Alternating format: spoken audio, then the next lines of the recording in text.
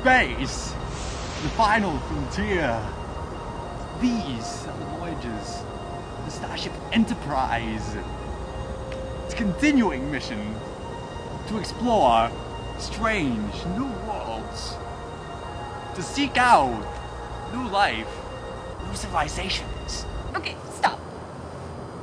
If that's what you're gonna be doing this whole time, I'm out. We just got here. Whatever. Okay, fine. Sorry, I'll stop. Promise? Promise. Okay. Moon looks so pretty tonight. You have to wonder what it would be like to actually go there. Do you like bananas? What? Never mind. Hey, see that star over there? Oh, that one? Yeah. Yeah? Wonder what kind of star it is. Maybe it's a neutron star. No, it's not. It's not? No. You sure? Yeah, pretty sure. Why? If it was, we'd be dead. Really? Yep. How so? Well, you see, neutron stars are really, really tiny. Here, let me show you. Computer and program. Hey, weren't you just laying down? Standing now. What of it? That doesn't matter now. See, the largest neutron stars, diametrically speaking, that is, are about 30 kilometers across, and that's a really gratuitous estimate. To put that into perspective, computer, begin program Apollo. Ah, much better. Now, from here, you know, the moon, you can see the Earth, right? Yeah. You can see the United States there. Kinda, yeah. Now, kindly show me I-285, which defines the border of Atlanta. Kidding, that's way too small. I can't see it from here. Exactly. Atlanta is actually about as big as most neutron stars would be. Really? You can't see Atlanta from the moon? If a neutron star were as far away as the moon is, we still wouldn't be able to see it. Yeah, this is all very interesting, but... But the funny thing is that the biggest neutron stars, like the one I described, are actually the least massive because, you know, stars work in really weird ways, and the more massive they are, the greater the gravity is, so the more compact they are, and...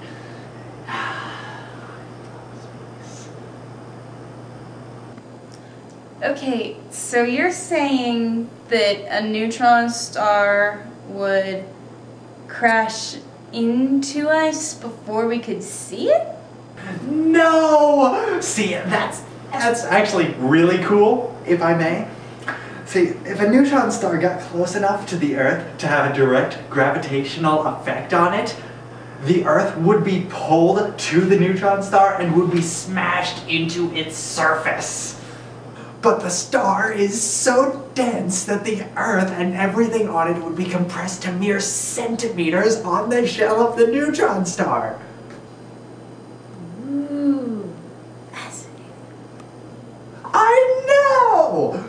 But see, the neutron star is so dense, the gravity is so strong that the protons and electrons in each atom are smashed together so that it's nothing but neutrons on the outside. That's where it got its name, actually. Cool. Oh, you have no idea! But yeah, see, a neutron star would destroy the Earth on an atomic level before you could even see it. Isn't that great? Now, I know I said that a neutron star is made of nothing but neutrons, and, well, it's called a neutron star, after all, but actually it's not a solid mass of them. In fact, the core is believed to be made of quarks, which are the little tiny things that make up protons and neutrons. because the interior pressure of a neutron star is just that huge that it smashed apart the neutrons inside.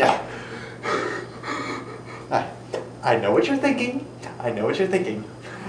If it's just a ball of neutrons and quarks and stuff, they all must be alike, right? But you see, they're not.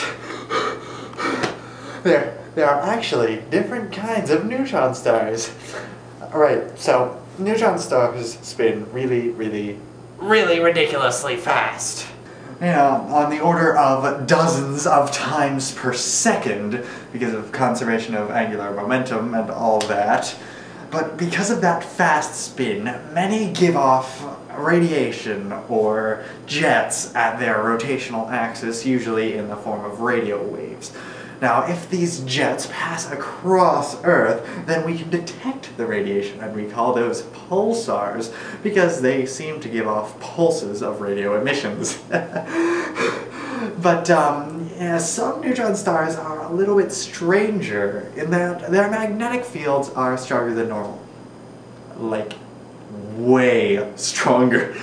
To the point where if one came close to Earth, it would not only demagnetize every credit card on the planet, but it would kill everyone.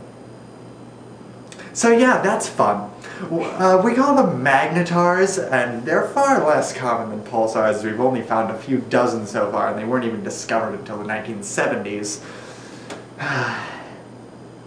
You know, another thing I find fascinating about them is what happens when they die. Now, neutron stars are kept from collapsing due to neutron degeneracy pressure, which is founded on the Pauli exclusion principle. No two particles can occupy the same quantum, blah blah blah blah. But if a neutron star becomes massive enough, such degeneracy pressure is overcome and the star collapses. They can become more massive simply by orbiting another living, reacting star and stealing matter from it. Or by devouring planets, but we don't think that's too terribly common. Anyway, when a neutron star collapses, we're actually not sure what happens.